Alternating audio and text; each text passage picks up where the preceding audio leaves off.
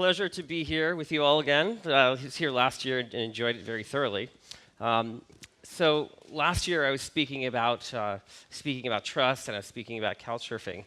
And I've spent 20 years thinking about trust and online reputation and identity. And so this is a talk that is actually the first time I've given this talk, so that's exciting to me as well. But it's something that's near and dear to my heart. And I spend every day of my life thinking in these terms, trying to figure this stuff out. So I hope that it's valuable for you here today. How many of you have ever decided that you wanted to do something in life, to be someone, but it's been maybe very difficult to make that change? Like I'm an entrepreneur and I just want to get a lot more done. How many of you, maybe raise your hands, how many of you have wanted to get more things done in your everyday life, but maybe it's been harder than you thought? Yeah, right? All of us, right? Of course.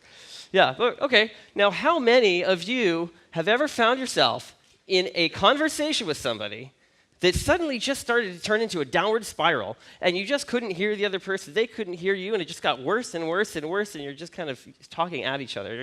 Anyone here ever experienced that before?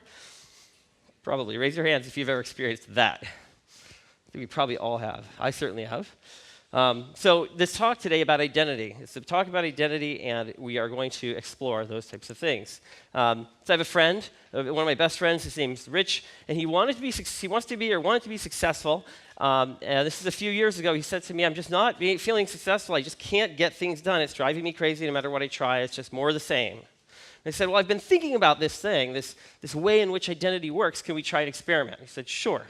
So we started using some of the techniques that I'll show you and some of the information ideas in this talk. And he went from not getting anything done to becoming one of the most productive people I know. A couple years later, I was hanging out with this cool couple I know, couch surfers, and they were having an argument. They were married, and they were having an argument. And no matter what would happen, they could watch. They just couldn't understand what each other was saying. It was like this tit-for-tat downward spiral of couldn't hear each other. And I'm like, why can't we hear each other? And that was very, very confusing. So I thought, okay, what can we do to try to solve these kinds of problems? So I think the problem that we're experiencing here is that we're suffering from this ego or this identity somehow. But a lot of people have different definitions of what ego or identity is, so it's kind of a hard thing to kind of put your finger on what exactly it is. But I think that if we could figure out how the ego or identity machine, the biological machine inside of us, if we could figure out how it works, well, I think we could really hack it, and then we could help each other. We could help each other in life. We could get more things done. We could become the people that we want to be immediately. So it all starts back in the day, 4 billion years ago, when there's maybe the oceans are filled with bacteria that are trying to survive, and then they're eventually trying to cooperate, get together, and get more resources together more than being apart.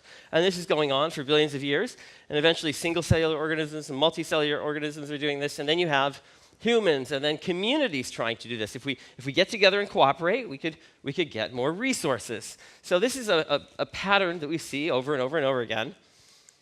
And I would say that the human ego is one of the things that is the most powerful forms of biological technology that has helped us in our cooperation and helped us in our survival and helped us create basically a lot more diversity in the world. Now people with the human ego and identity, people are doing things for really weird reasons, things that they would never have done before, like you have this I don't like you, and you have a white tower or a white house. Well, I'm going to go over here and I'm going to build a blue house. I'm not going to build any white houses.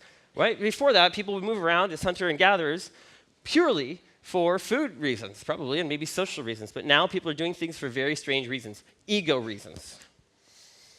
And it was 50,000 years ago that this kind of thing started to happen. And I think that what happened maybe was that we cross-linked in our memory or in our brain the idea of external, like, oh, there's a feather, there's a rock, or there's my Tesla, right?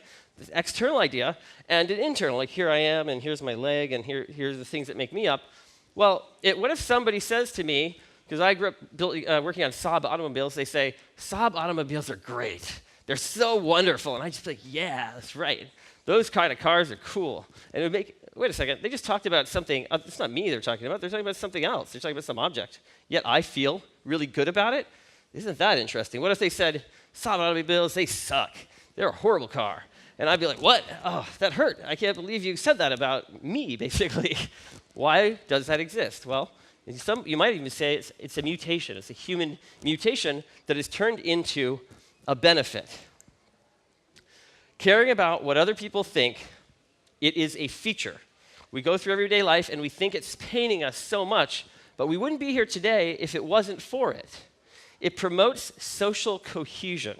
We can all get along. You're born into this world, and right out of the box, so to speak, you are suddenly having, you care, you have compassion, you care about other people. Imagine if you were born and you didn't care about what other people think, and you wanted to spend a lifetime trying to learn compassion and how to love people. That wouldn't work very well, I don't think. So it's a good thing that we're born caring what other people think, and we're pained by not knowing, or we're pained by not being able to just purely control the ego and identity structure that is causing us pain when somebody says something about us that we don't like. So it's a feature, not a bug. So we'll dig into this a little bit more. Now, how does ego and identity work? Well, you can have positive and you can have negative things associated with your identity, and then you can have feedback ratios. So you're going about your day, and people, maybe some things happen to you that make you feel good. Well, that gives you this positive feeling, and people say, oh, I like your haircut. I like the computer you have. Oh, I like that report you gave the other day. And then something bad happens. Somebody says, I can't believe you cut me off in the parking lot. What's going on there? And then so now you have a 3-to-1 feedback ratio, something like that, let's say. It's just really, we're doing rough averages here. So these feedback ratios are what create our sensation of whether we're okay in life. It's not so much the details of what we're saying to other people or who's winning an argument. It's the feedback ratio that matters most. And a lot of people don't know this. But you can change a lot about your life and your experience of it by changing the feedback ratios. And you can do that by going in somewhere else, going to a better place where you get a better feedback ratio. So in this case, if you receive a 1-to-1 feedback ratio in your environment, you are going to have a really bad experience. You're going to have a bad feeling. And let's say you're married, you're going to have a 95% chance of divorce within a year. It's not about what you're saying, it's about the feedback ratio. If you have a 2-to-1 ratio, 2 positive to 1 negative, that feels neutral. But you don't want to go below that. So if anybody says, hey, I don't like this thing about you, you don't want to take that on. You want to figure out a way to deflect that. You want to maybe create a story of why they're more, well, it's not me, it's you, right? And if you reach a 4-to-1 ratio, that's really great. That's called the thriving ratio.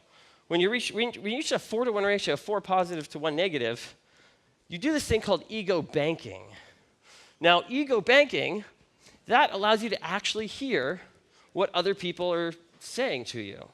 No longer are you trying to say, no, it's not me, it's you, you're wrong.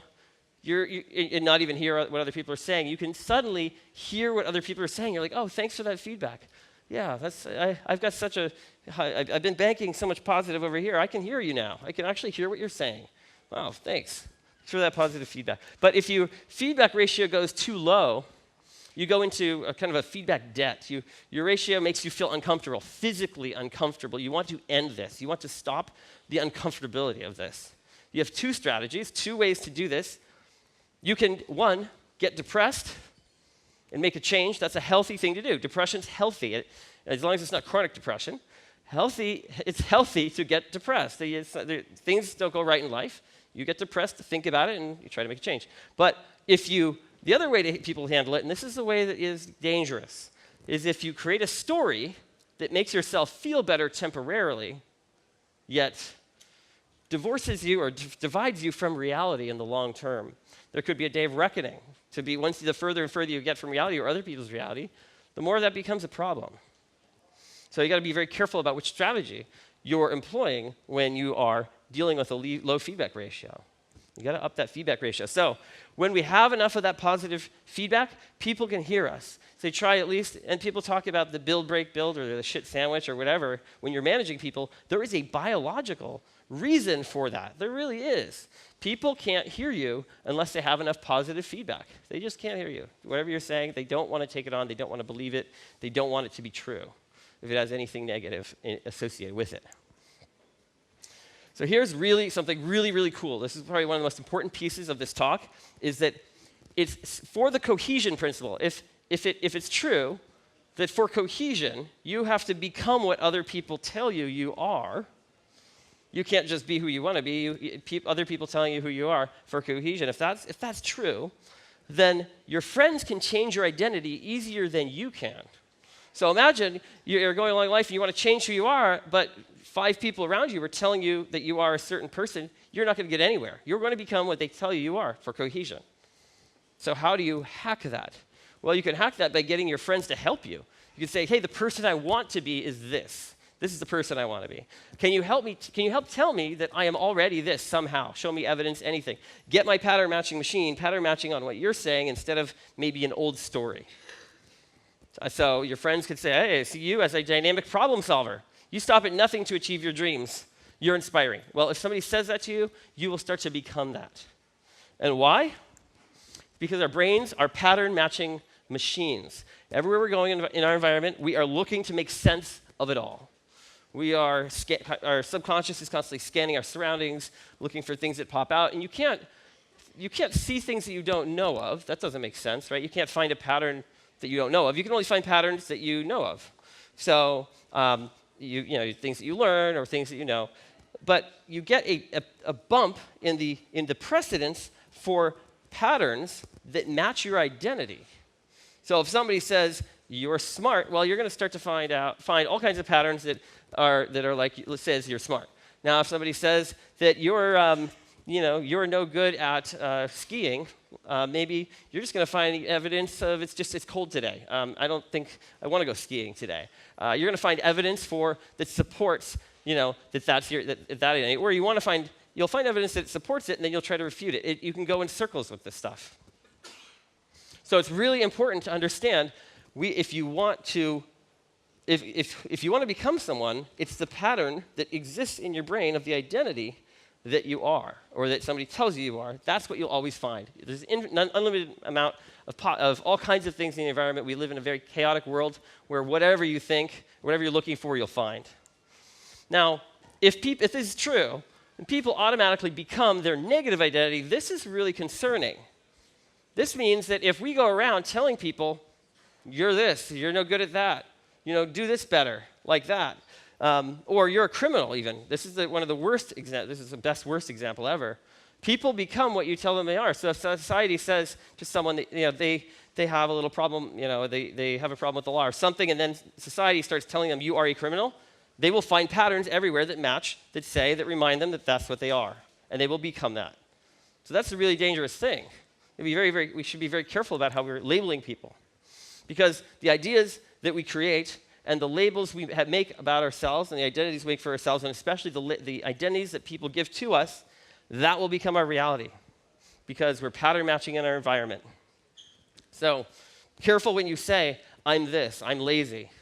Well, you might want to say, in the past I was lazy, but I'm trying to get a lot of things done now. Or I think I'm seeing somebody's getting more and more done all the time. So back to the original story, my friend Rich, he wanted to get more things done. So what did I do? I said, I explained to him how all of this works, what the science says, what the research out there says. And I said, well, what if I'm going to tell all of our friends that you are already this. So I sent an email to all of our friends, carbon copied him. Oh my God, I can't believe Rich is doing all these things. He's getting so much done. In fact, I'm embarrassed. I'm not even getting as much done as he is. Wow, and here's an example. And then what my friend started to think was, I even knew what was going on, and I still thought, that person is changed. That person is getting a lot of things done. And it started to create a whole context of a new identity for that person. So close your eyes.